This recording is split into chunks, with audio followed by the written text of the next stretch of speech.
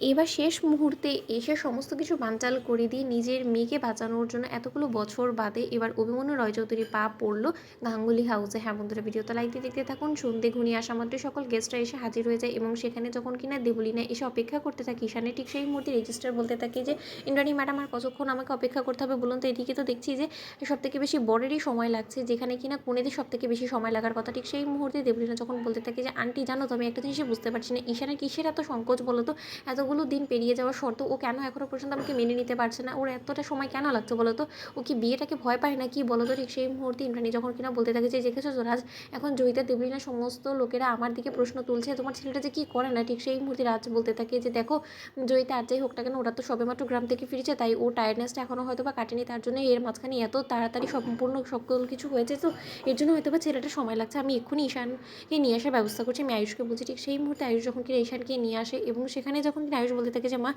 তোমার ছেলে চলে এসেছে। ঠিক সেই মুহূর্তেই যখন কিনা এক পর্যায়ে রেজিস্ট্রার বলতে থাকে যে নিন এখন আর দেরি না করে চলুন বরঞ্চ জলদি সিগনেচার করে দিন এবং তার পরবর্তীতে আপনাদের যত রিচুয়ালস আছে সেই সমস্ত কিছু আপনারা পালন করে নেবেন। ঠিক সেই মুহূর্তে যখন কিনা দেবলীনা এক্সাইটেড হয়ে সঙ্গে সঙ্গে রেজিস্ট্রি ম্যারেজের জন্য সিগনেচার করে দেয়। ঠিক সেই মুহূর্তেই সময় লাগাতে থাকে ঈশান এবং ঈশান ভাবতে থাকে, অন্যদিকে ইন্দ্রাণী গাঙ্গুলি বলতে থাকে যে ঈশান আর অপেক্ষা না করে এবার যত তাড়াতাড়ি সম্ভব সিগনেচারটা করে দাও, সকলে অপেক্ষা করছে। ঈশান ঠিক সেই মুহূর্তে যখন কিনা অভিমন্যু এক পর্যায়ে গাঙ্গুলি হাউসে এসে পা রাখে এবং অভিমন্যু যখন কিনা ঈশান সিগনেচার করতে নেবে, ঠিক সেই মুহূর্তে অভিমন্যু বলতে থাকে যে দাঁড়াও ঈশান বাবা, আমি তোমার কাছে বাবা হয়ে নিজের মেয়ের প্রাণ ভিক্ষে চাইতে এসেছি, তুমি এই বাবাকে ও অসহায় হওয়ার হাত থেকে রক্ষা করো, তুমি একমাত্র পারো আমার মেয়েকে বাঁচাতে। ঠিক সেই মুহূর্তে এতগুলো বছর বাদে অভিমন্যু মুখোমুখি হওয়া মাত্র যখন কিনা রাজশেখর গাঙ্গুলি এবং ইন্দ্রাণী গাঙ্গুলি চমকে ওঠে এবং বলতে থাকে যে দাদা এত বড় বছর আপনি কোথায় ছিলেন, কোথা থেকে এলেন আপনি। ঠিক সেই মুহূর্তে যখন কিনা অনুশ্রীর অসুস্থতার কথা শোনা মাত্রই যখন কিনা ঈশান রেজিস্ট্রি ম্যারেজের পেন ফেলে দিয়ে বলতে থাকে যে কী হয়েছে